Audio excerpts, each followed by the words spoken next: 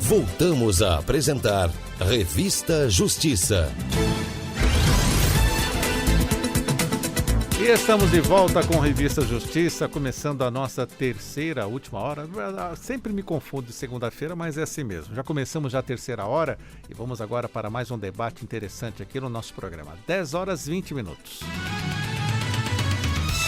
Revista Justiça. Debate. Boas-vindas a você também que nos acompanha além do FM 104,7 pelo YouTube com imagens ao vivo aqui do estúdio da Rádio Justiça. Vamos falar agora sobre a Lei 581 do dia 4 de setembro de 1850, conhecida como a Lei Eusébio de Queiroz, que estabeleceu medidas para a repressão ao tráfico de africanos no período do Império. Sua promulgação é relacionada, sobretudo, às pressões britânicas sobre o governo brasileiro para a extinção da escravidão no país. Vamos conhecer um pouco da história dessa lei e também das leis seguintes nesse mesmo sentido, além da necessidade de combate ao racismo estrutural. Estamos recebendo aqui em nossos estúdios a advogada especializada em direito digital, com publicações em direitos humanos, Natália Damasceno. Doutora Natália, bom dia, seja bem-vinda. Bom dia, é um prazer estar aqui para falar de um tema tão importante e eu espero que o nosso ouvinte goste bastante desse tema. Também está conosco o advogado atuante em direito constitucional, doutor Rodrigo Barbosa. Bem-vindo, bom dia. Bom dia, Sérgio. Bom dia, doutora Natália. Bom dia a todos os nossos ouvintes. Estamos aqui mais uma vez para debater um tema da mais alta relevância para o país. Doutor Rodrigo, vou começar com o senhor mesmo. Eu gostaria que o senhor fizesse um pouco da história, o contexto histórico desta lei Eusébio de Queiroz. Foi a primeira iniciativa, então, para combater a escravidão ou não? Bom, Sérgio, bom dia novamente. Agradecendo a oportunidade de estarmos aqui nessa data tão memorável, né, que é o 4 de setembro, mais um aniversário dessa lei tão importante. Bom, essa lei ela foi a primeira que teve uma maior efetividade no país. Ao tratarmos desse tema, nós temos que fazer primeiro um contexto histórico e verificarmos que é uma medida legislativa tomada num país que teve, durante 3 séculos, boa parte da sua economia voltada para a escravidão. Então, qualquer medida legislativa já seria muito importante. Uma que teve efetividade como ela se torna mais importante ainda. Essa medida, ela vem num contexto de muita pressão externa, então não é uma vontade do Brasil, a princípio, abolir a escravatura. Essa pressão vem principalmente da Inglaterra. A Inglaterra, que havia passado pelo processo da Revolução Industrial, não via na escravidão mais como uma forma econômica muito sustentável. Ela precisava de mão de obra qualificada e ela precisava também de mercado consumidor. E o escravo não tinha remuneração suficiente para que pudesse adquirir os seus produtos industrializados. Portanto, a Inglaterra passa a pressionar os seus parceiros comerciais, e aí leia-se Portugal como exemplo, e junto com as suas colônias, para que junto com ela pudessem aos poucos abolir a escravatura. A Inglaterra começa em 1807 com a proibição do tráfico negreiro e depois concretiza a abolição em 1833. Nesse período, a família real vem ao Brasil em 1807 e o Brasil se torna independente em 1822. Só que aí você tem uma questão. O primeiro ponto é tornar-se independente. O segundo é ser reconhecido como tal. A Inglaterra, como sendo a grande potência econômica da época, impôs ao Brasil a condição para que ele fosse reconhecido enquanto um país soberano e independente, a abolição da escravatura. Só que isso não era como eu já falei, do interesse nacional, a princípio. Então começa ali uma marcha lenta, aos poucos, que vão desembocar na Lei Eusébio de Queiroz. A primeira tentativa veio em 1831 com a Lei Feijó, que é a primeira que proíbe o comércio de importação de escravos, só que ela acaba não tendo uma grande efetividade porque ela inclusive fica conhecida como a lei para inglês ver, que é daí que surge a expressão, que é uma coisa que o Brasil usa só para dizer, tomei algum ato, tomei uma atitude, mas não teve efetividade. Posteriormente a isso, percebendo que o Brasil estava com essa dificuldade, a Inglaterra passa a marcar muito em cima do Brasil, colocando nesse linguagem de futebol, marcar em cima e pressionar, e vem então o conjunto de leis conhecido como Bill Aberdeen, que é quando a Inglaterra se coloca como a protetora e a fiscalizadora do Oceano Atlântico para justamente impedir que houvesse esse comércio de escravos. Isso vai ganhando força, até que a Inglaterra se intitula no direito de intervir também internamente, de navegar em terras brasileiras, para que ela possa, a partir disso, fiscalizar e proibir esse comércio. Isso vai crescendo. Quando chega em 1850, em julho de 1850, ou seja, 2 meses antes da promulgação da Lei Eusébio de Queiroz, há o conflito armado naval, conhecido como Incidente de Paranaguá, e quando a Marinha Britânica tenta interceptar algumas embarcações brasileiras carregando escravos, e há um revide e os navios são naufragados. A partir dali, Eusébio de Queiroz, então ministro da Justiça, decide pôr em prática e publicar a Lei Eusébio de Queiroz, que, mencionando aquela primeira Lei Feijó, E passa... quando foi mesmo a Lei Feijó? De 1831. A menção expressa ela na Lei Eusébio de Queiroz, só que agora com uma posição mais concreta, buscando mais efetividade. Pois é, sempre observamos os intervalos entre essas leis, né? 1831, 1850, até chegar a 1888, sempre esta luta pelos interesses comerciais e as questões humanas, a dignidade humana, né, doutora? Sim, perfeito. E acho uma coisa bem interessante também a gente ressaltar é que na época da Lei Feijó, além dela proibir, né, o tráfico negreiro, que não teve efetividade, como o Dr. Rodrigo bem ressaltou, essa lei também tornava livre, né, os africanos que desembarcassem no Brasil após essa data. Então, na época da promulgação da Lei Eusébio de Queiroz, havia grande discussão a respeito desse tema. Então, os senhores de escravos, eles tinham bastante receio de perder, né, aqueles escravos que eles teriam adquirido durante essa época. E é interessante notar que, ainda que, claro, teve uma grande relevância a Lei Eusébio de Queiroz para justamente o fim da escravidão no Brasil, ela se silenciou sobre a liberdade desses escravos que vieram após a Lei Feijó. Então, a partir daí, a gente pode perceber a resistência que havia no Brasil de mudar, né, essa estrutura e mudar esse modo econômico da escravidão. Doutor Rodrigo, temos esses intervalos, né? Aí depois da Lei Eusébio de Queiroz, o que aconteceu de fato, então? O Brasil seguiu nessa tentativa e em 1854 já há necessidade de uma nova lei, que é a Lei Nabuco de Araújo. Porque a Lei Eusébio de Queiroz, ela proíbe e cria meios para vedar o tráfico negreiro. No entanto, as pessoas responsáveis pela fiscalização nos portos não estavam cumprindo ela. Então, aceitavam a propina, iam dando um jeito de... A corrupção já estava ali, Exato. Né? A corrupção já estava ali. E aí, então, vem essa lei Nabuco de Araújo e passa a punir as pessoas que, prestando serviço ao Império Brasileiro, estivessem facilitando esse processo de ingresso de escravizados importados da África. Um outro ponto interessante, Sérgio, nessa discussão, é que, falando assim, parece que o Brasil foi criando consciência disso. Mas a questão é, aos poucos a coroa foi percebendo que aquilo não só deixaria de ser um negócio sustentável, como isso poderia desencadear algumas revoluções. Então, ela olha, por exemplo, para a Revolução Haitiana, de 1791, em que ela parte dos escravizados, que se revoltam contra a coroa, no caso francesa, conseguem a independência e, a partir dali, o Haiti passa, naquele início, a ser um modelo de revolução bem-sucedida por afrodescendentes. Posteriormente... É uma revolta bem sangrenta, né, no Haiti? Isso, bem sangrenta. Ela causou números absurdos de mortes, mas acabaram conseguindo a independência. E dentro do Brasil começam as revoltas regionais. A que pesou mais nesse contexto foi a revolta dos Malês em Salvador, em que ali negros muçulmanos passaram a se revoltar contra a imposição do catolicismo a eles. Então aquilo acendeu um alerta para que o Brasil começasse no caso da coroa, pensar em novos negócios, e aí a gente tem uma sucessão de novas medidas legislativas a partir disso. Doutora Natália, O Brasil vem evoluindo, mas os passos, né, como estamos falando aqui, não são longos, né? São passos longos, quer dizer, históricos.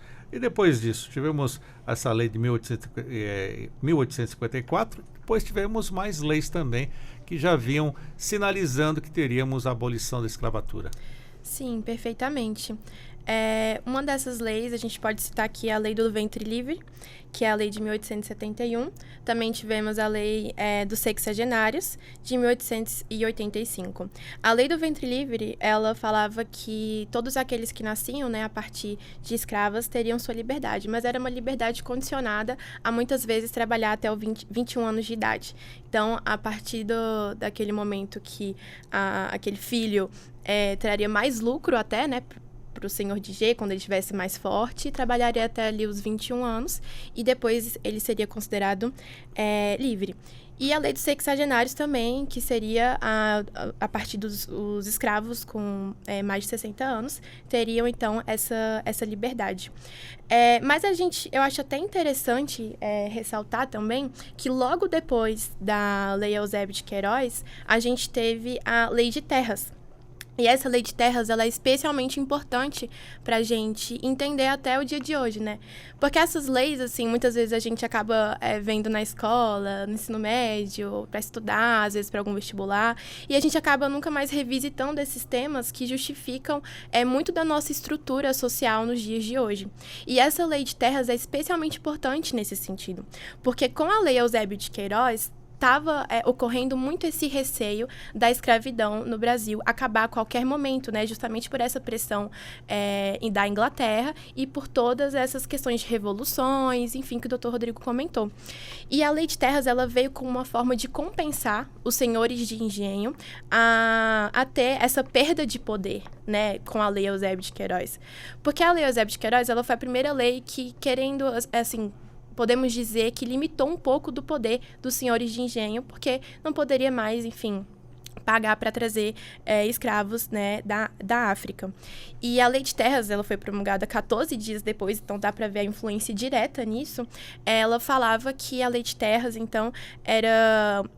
Os senhores só poderiam ter o registro da propriedade por um processo altamente burocrático e altamente caro. Então, as pessoas não conseguiriam adquirir essas terras e ter, enfim, prover sua subsistência dessas terras sem esse registro. Então, isso consolidou, né, o país como um Brasil muito latifundiário e que dá, então, muita importância, economicamente falando, para a propriedade de terras e para grandes proprietários. Então, os pequenos produtores perdem suas terras e depois da abolição da escravidão, ali em 1888, com a Lei Áurea, os escravos, então, não tinham onde morar. Porque, afinal, quem tinha o poder sobre as terras eram aqueles senhores, né, de engenho, eram aqueles grandes pessoas ricas, né, daquela época. E, então, eles não tinham onde morar, não tinham onde cultivar o seu plantio e prover da sua subsistência. E também não tinham nem empregos, né? Porque, a partir dessa lei de terras também, teve uma grande influência de trazer imigrantes para o Brasil. Então, esses senhores, eles preferiam pagar para um imigrante trabalhar, ao invés de pagar para um ex-escravo seu trabalhar para ele. Então, a partir daí, a gente consegue perceber o movimento de ex-escravos para locais urbanos e sem conseguir, então, ter acesso a essas terras. Então, a gente tem grandes conglomerados de pessoas pretas e pobres que tentam ali sobreviver, né, mas sempre com essa grande resistência do Estado. Doutor Rodrigo, fico imaginando aqui, por exemplo, a lei do sexagenário, né? Como que era esse controle de datas, né? Que hoje nós acompanhamos os cartórios no passado, vemos as pessoas atrás de documentos para até a questão de cidadanias, já era bagunçado. Imagino como era, então, para um escravo comprovar que já tinha 60 anos, né? Isso. Essas medidas legislativas, elas também são daquela série de leis para inglês ver. Elas são criadas, mas como uma forma também de controlar aquele escravo. Então, a doutora Natália mencionou essas leis, mas esse período de transição do Império para a República e da escravidão para a abolição da escravatura, ela tem uma série de ações do Estado que, beleza, eu libero os negros, mas eu os deixo extremamente amarrados. Lei do ventre livre. Como que um escravo nasce livre, mas e os pais, a família, né? Exato, os pais, a família. E aí, como é que ele vai se colocar no mercado de trabalho? Aí o Estado brasileiro vem lá em 1871 e cria, por meio de um ato institucional, emenda a própria Constituição e proíbe que esses negros tenham acesso à escola. Posteriormente, com essa população toda na rua, sem saber o que fazer, solta, sem emprego, sem educação, sem dinheiro, vem a lei da vadiagem, que pune com a prisão que estivesse nessa condição. Então, o Estado brasileiro ele vai, aos poucos, amarrando, de modo que a gente tem hoje um país tão desigual e como é o caso brasileiro. Eu sempre me lembro da Argentina, né, que passou por esse mesmo processo, mas lá você vai na Argentina, você vê poucos negros lá, porque eles mandaram embora mesmo, né? A Argentina é o caso na América do Sul de embranquecimento mais bem sucedido.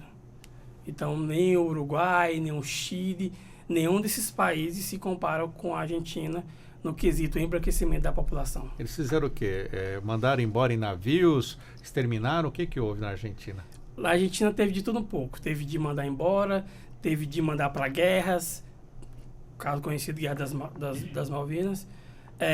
Tem casos de extermínio interno, colocando em bairros mais perigosos, afastamento dos centros. Então, aos poucos, a Argentina foi fazendo esse darwinismo social e separando só o que era de seu interesse, deixando talvez o país mais europeu da América do Sul. 1888, doutora Natália, a abolição da escravatura, mas também sem pensar o que seria feito dos nossos escravos, né? Sim, houve, né, essa abolição da escravatura, mas não teve realmente a implantação de políticas sociais, de políticas públicas que pudessem, então, acomodar e acolher ex-escravos que haviam sido, então, liberados, né, da escravidão. Então, ao tempo que eles foram libertos, não havia um trabalho para eles, não havia moradia, não havia nem sequer o direito à sua própria cultura. Logo após a Lei Áurea, a gente teve, né, como o doutor Rodrigo comentou, a lei dos vadios e capoeiras, né, no Código Criminal ali de 1890. Então, percebe que foi logo após, justamente já legitimando uma repressão de autoridades policiais sobre aquelas pessoas que ficavam ali andando nas ruas, sem ter o que fazer, né? Assim, bem entre aspas, porque não era dado um trabalho, não era dado um modo de vida adequado para ex-escravos. Então, essa lei, ela trazia essa legitimação de autoridades policiais poderem prender essas pessoas e rechaçar e, enfim, pressionar essas pessoas para... como se fosse combater a criminalidade, né, assim, por esse viés de criminalidade, sendo que, na verdade, eles eram obrigados a estarem naquela situação porque não eram dadas condições adequadas, né. E até parte da capoeira, assim, né, havia essa lei que proibia qualquer ato, qualquer manobra chamada de capoeirista, ou seja, não tinha direito nem à sua própria cultura. Então, isso perdurou por um bom tempo. Até hoje, a gente tem essa infração, que seria a vadiagem, né, ainda está presente no nosso ordenamento, apesar de que não é muito mais utilizado, mas a gente consegue enxergar consequências até os dias atuais, né? Assim, quando a gente fala, por exemplo, de repressão policial, a gente percebe, andando nas ruas das periferias, que policiais abordam principalmente pessoas pretas, né? Então, muitas vezes, assim, por exemplo, eu que nasci no Gama, que é uma parte periférica aqui de Brasília, muitas vezes a gente passa pelas ruas e vê policiais dando aquele famoso bacu, né? Baculejo. O baculejo em pessoas majoritariamente pretas. Então, vem desde aí, né? Às vezes não tem um indício, não tem um fator que realmente indica essa necessidade de abordagem violenta, muitas vezes, mas ela vem desde essa época de você obrigar pessoas pretas a não trabalharem, a não ter um lugar para morar, e mesmo assim achar ruim que elas fiquem andando nas ruas e exercendo sua cultura e exercendo sua religião. Então, por isso que a gente percebe, né, assim, as consequências históricas do nosso país. Dr. Rodrigo Barbosa, alguma explicação dos estudiosos para este ódio, né, contra os pretos? Porque tivemos a imigração italianos, japoneses e de outros países. Existe alguma explicação por que não se optava pela mão de obra dos ex-escravos? Então, Sérgio, aqui a gente já entra num outro tema também de grande relevância, que é do racismo estrutural. O professor Silvio Almeida, hoje ministro dos Direitos Humanos, ele divide o racismo de 3 formas. Ele divide o racismo como individual, que é a teoria individualista do racismo, em que o racismo ele é apenas a reprodução de um comportamento por um indivíduo e que, portanto, esse indivíduo pode ter uma condição patológica ou não, mas ele tem uma predisposição para que ele cometa esse tipo de crime de ódio contra as pessoas. A segunda grande teoria é do racismo enquanto uma política institucional. Então, se a sociedade ela é racista, as suas instituições acabam reproduzindo isso. Por isso que a importância, por exemplo, de políticas como a de cotas, para colocar pessoas pretas dentro dessas instituições. E tem uma terceira grande teoria, também encabeçada pelo professor Silvio Almeida, e lógico, com outros estudiosos dessa área, que é a do racismo estrutural. O racismo ele nem é só uma questão individual, ele nem é só uma questão de política institucional, mas ele foi estruturado ao longo da história para que pegasse o negro dessa forma. Então, ele está desde da classe política, ele é também uma questão econômica, ele é também uma questão psicológica, e sempre tendo no Estado como talvez o principal provedor, né? A gente basta lembrar que o Estado está sempre por trás dessas questões. Então, estava por trás do apartheid na África do Sul, então tinham leis e juízes garantindo isso. A segregação racial nos Estados Unidos também tinham leis e juízes garantindo isso. O próprio nazismo na Alemanha também tinham leis e juízes garantindo isso. Então, o Estado ele acaba fornecendo mecanismos para que esse racismo estrutural ele acabe perdurando ao longo do tempo e seja um grande desafio. E, doutora Natália, qual a importância do STF nesse combate ao racismo estrutural? A importância é assim, muito grande, né? O STF ele tem justamente essa função contramajoritária. Ele precisa garantir direitos, né, justamente a populações vulnerabilizadas.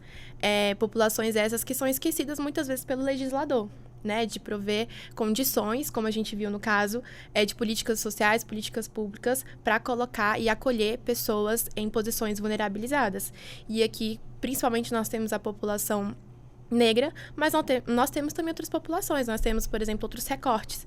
Mulheres, pessoas portadoras de deficiências. Então, o STF, ele tem essa relevância, principalmente em alguns casos. A gente pode citar aqui a DPF 186, justamente que tem essas ações afirmativas para ingresso em universidades públicas. Lei de cotas, né? Isso. Nós temos a ADC 41, que é de reservas de vagas para negros em concurso. E também nós temos aquela de discriminação de religiões de matriz africana e sacrifício animal, que em 2019 o STF declarou que seria, então, constitucional. Para o senhor, doutor Rodrigo, o papel do STF nesse combate ao racismo estrutural? As colaborações, as contribuições ou o que podemos esperar de projetos futuros também, de leis futuras? O STF, né, como sendo o guardião da nossa Constituição, ele tem um papel central nessa discussão e que ele vem exercendo muito bem ao longo dos últimos anos. Claro que, às vezes, a sociedade acaba tendo pressa para que as coisas aconteçam, mas o Judiciário e o STF, em sua representação, agem somente por provocação. Então, ele não pode trazer os problemas para ele. A sociedade que tem que levar esses problemas para lá.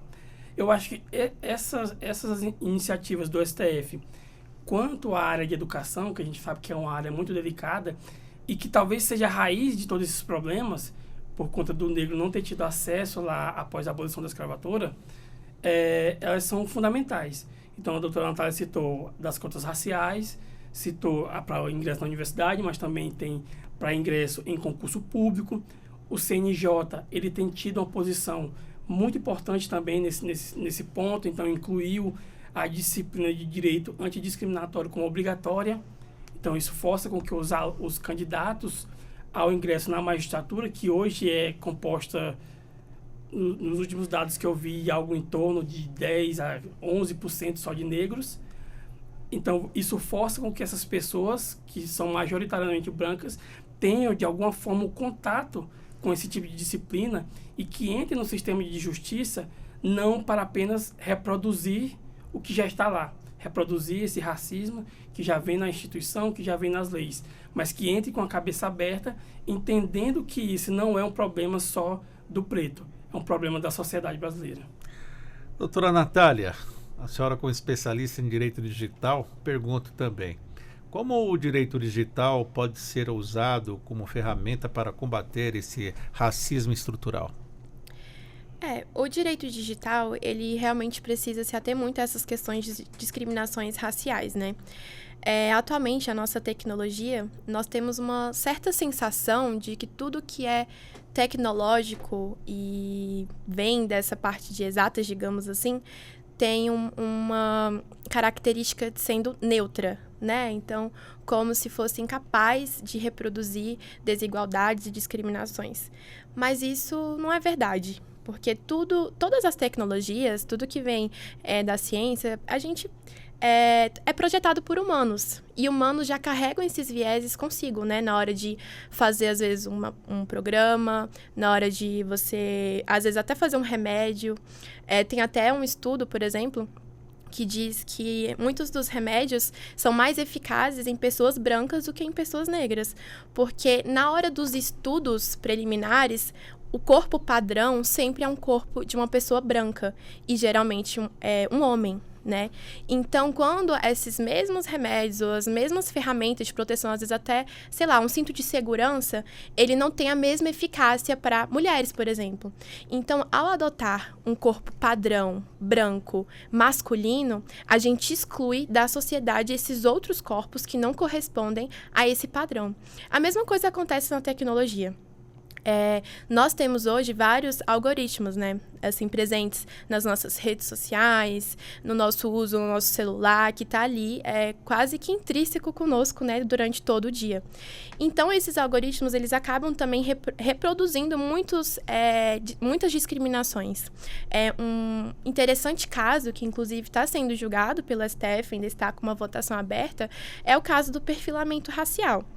É claro que aqui não é apenas sobre a tecnologia, mas a tecnologia também contribui para isso. O que é esse perfilamento? Então, esse perfilamento racial, digamos assim, ele é um perfilamento que traz características de criminosos. Então, é um algoritmo testado para reconhecer faces de pessoas, então, que estariam ali supostamente cometendo algum crime.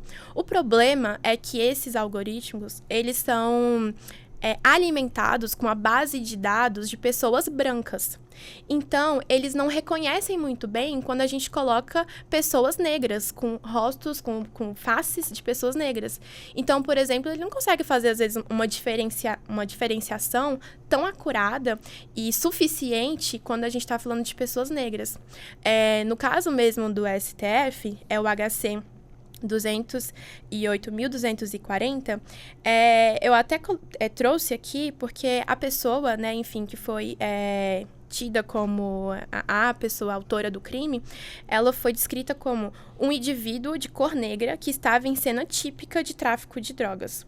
Então, esse fato de cor negra traz muito dificuldade de você diferenciar. Então, agora você ter cor negra é um diferencial na hora de você ter cometido um crime ou não. O fato de você ter uma cor retinta já é um indício que você é um criminoso.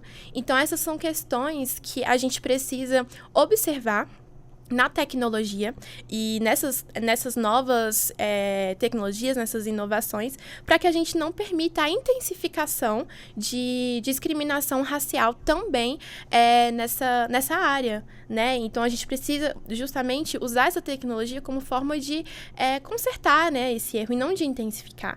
E por isso, acho que a população precisa ter olhos bem atentos a essas novas tecnologias. Inteligência artificial que o diga, né, doutora? Porque, como a senhora mesmo disse, quem faz os padrões ali, quem alimenta a inteligência artificial, também carrega um contexto racial, de cor, né, doutor? Com certeza. E é justamente por isso que é a importância de você inserir negros nesse ambiente. Tem uma pesquisadora muito conhecida, já falecida, infelizmente, que é a professora Lélia Gonzalez, que escreveu muito sobre isso, e a principal obra, pelo menos, que ela tem aqui do Brasil é Ser Negro. A obra é essa, Ser Negro, em que ela descreve ali todo esse problema estrutural que tem no Brasil relacionado ao negro.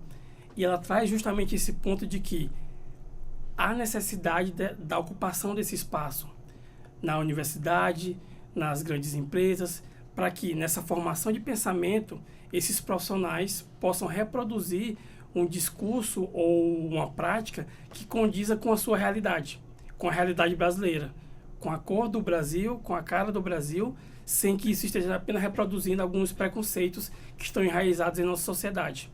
Então, é fundamental, eu acho que hoje é o grande desafio das políticas públicas no Brasil, que vem sendo tomadas ao longo dos anos, é justamente inserir o negro nesse mercado, inserir o negro nessas instituições, para que a partir disso você tenha ali um novo olhar, não só, como a doutora Natália falou, do negro, mas uma questão de gênero também, que é a questão da interseccionalidade. Então, a mulher preta, ela tem uma condição também completamente diferente, ela já é vista como objeto, ela não tem muito espaço, ela tem menos espaço ainda no ambiente de trabalho, nas profissões, no crescimento, no salário. Então, você vai trazendo elementos. É por isso que diz que o racismo ele é estrutural. Ele é todo um sistema que funciona para isso. E, na opinião de vocês, pergunto inicialmente para a doutora Natália, a representatividade dos pretos dentro da política, em outros cargos, por que isso não acontece assim como as mulheres participando da política? Porque poucos representantes. Sim, essa resistência é uma resistência que vem de vários locais, né? Por exemplo, quando nós pensamos em mulheres trans, em mulheres negras, em pessoas indígenas, há uma resistência tanto da população de colocar essas pessoas numa posição de capaz profissionalmente de exercer. Então, muitas pessoas acreditam que elas não são capazes de exercer e que não deveriam estar naquele lugar. Assim como há uma resistência das pessoas que já ocupam esse lugar em abrir portas para pessoas que têm nessas posição de minoria social, né? Que estão nessa posição de minoria social. Então, por exemplo, nós temos, apesar de termos algumas legislações que favorecem cotas, né, para representação feminina, por exemplo, no Congresso, enfim, nós temos também muitas tentativas de burlar todas essas políticas que trazem, né, que tentam trazer essa representação. E esse racismo institucional, né, que é como a gente chama, é justamente a falta de representação dessas pessoas.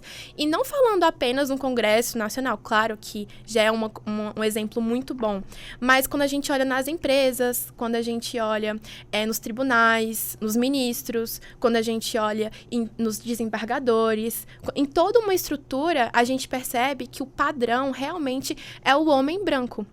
E há até uma frase, né, da Simone de Beauvoir, é difícil de falar o nome dela, mas ela fala que a mulher seria, então, o outro do outro, justamente porque o principal é o homem branco, e aí a mulher seria o outro. E aí, mais recentemente, a autora Grada Quilomba, ela vem falando que a mulher negra é o outro, do outro, né? Assim, são muitos outros, né? E justamente por essas várias camadas que vêm de vulnerabilização e de afastamento de pessoas da representação social. E para o senhor, doutor Rodrigo, por que falta essa representatividade?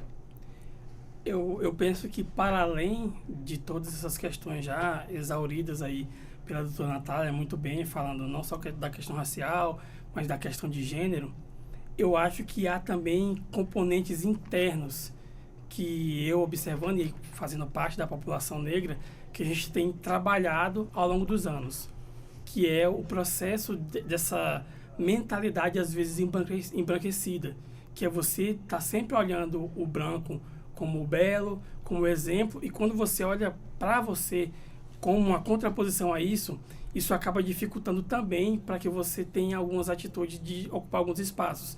Quem fala muito bem sobre isso é o pesquisador e grande autor Frantz Fanon, que tem um livro muito conhecido que é Pele Negra e Máscara... Pele Preta e Máscara Branca, que é justamente isso, você tem a pele preta, mas às vezes você cresceu escutando que você está na subalternidade tanto, mas tanto que isso vai se enraizando e você tem dificuldades às vezes de ocupar alguns espaços, de proclamar a sua cultura, de ter orgulho. Você vê quem é branco geralmente, tem algum sobrenome europeu, sabe de onde é que veio, é da Itália, da região tal, que come tal tipo de massa, tal tipo de bacon, alguma coisa da região, ou é da Alemanha que come tal coisa. Só que eu, por exemplo, homem negro, não sei de qual região da África que vieram meus descendentes. Então, esse processo de embranquecimento, esse processo de apagamento, de destruição dessa memória, ele também acaba influenciando hoje em dia na ocupação desses espaços. Até a questão dos sobrenomes, né, que foram totalmente abolidos. Exato. Teve um político também do Estado de abolir sobrenomes. Então, é uma questão que ela é muito complexa. É uma questão sociológica, antropológica, econômica, uma questão política, uma questão judicial. Então, é muito, muito amplo. Doutora Natália, estamos na nossa reta final, infelizmente, desse debate tão interessante, mas o que podemos trazer de mensagem sobre a conscientização de combater esse racismo estrutural, sejam por ditados, sejam por palavras, por hábitos, por comentários? Eu acho que a primeira coisa que deve ser feita é justamente essa percepção da nossa realidade, né? Uma percepção crítica. Então, pessoas, por exemplo, que estão na universidade, quantas pessoas negras tem na sua sala? Né? Quantos professores negros você tem? E no seu local de trabalho, quem são os seus chefes? Quem é que ocupa o lugar mais alto da sua empresa? Né? Eu acho que o primeiro ponto de partida é justamente a percepção crítica do seu espaço, para a gente observar e identificar problemas não só de gênero, como também, né, a questão da cor da pele. E acho que o próximo ponto é você justamente colocar em prática. Muitas, até, por exemplo, piadas racistas, né? Você chegar e falar, pô, não entendi esse contexto da sua piada. Como assim? Porque isso é engraçado. Ou então, na hora que você for indicar alguém para promover alguém do trabalho, pensar na diversidade, pensar na igualdade, e tentar colocar em pequenos detalhes que às vezes podem parecer pequenos até demais, mas que a junção de todos eles pode promover alguma alteração no nosso espaço. E principalmente também a gente cobrar pessoas que estão em posições altas, como, por exemplo, o nosso presidente da República, de colocar pessoas pretas nesses espaços, ou de cobrar também nossos chefes e presidentes de empresas, e a cobrança do Estado também de colocar em leis, né, todas essas políticas. E eu acho que é isso.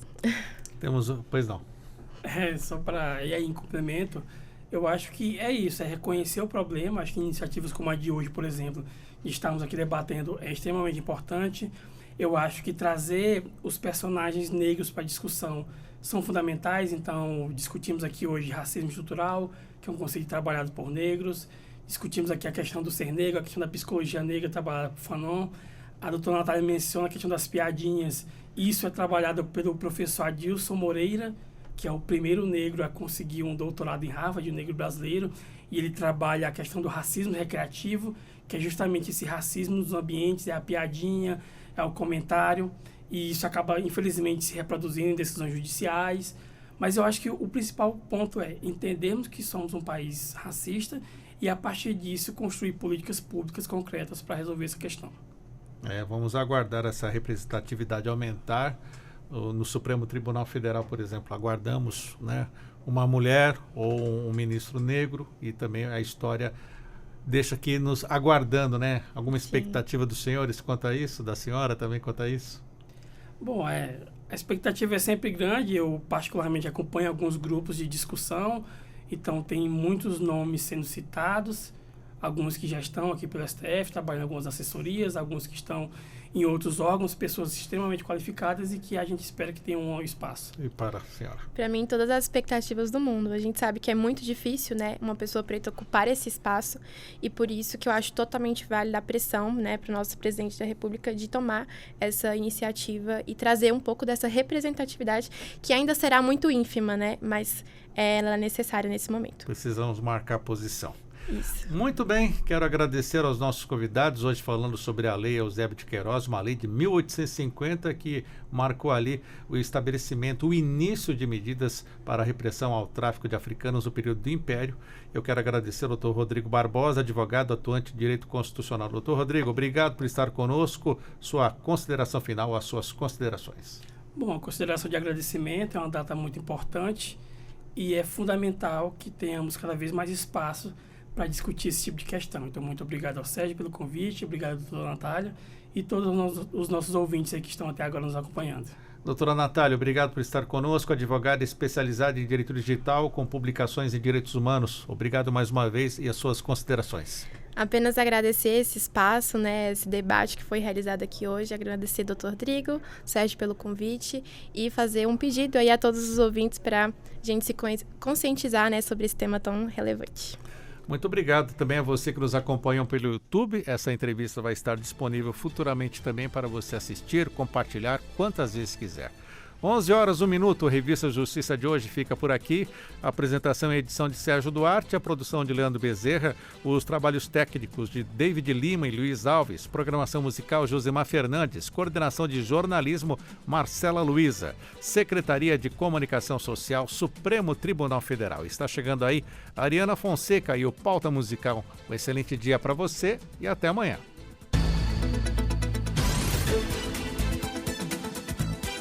A Rádio Justiça apresentou Revista Justiça.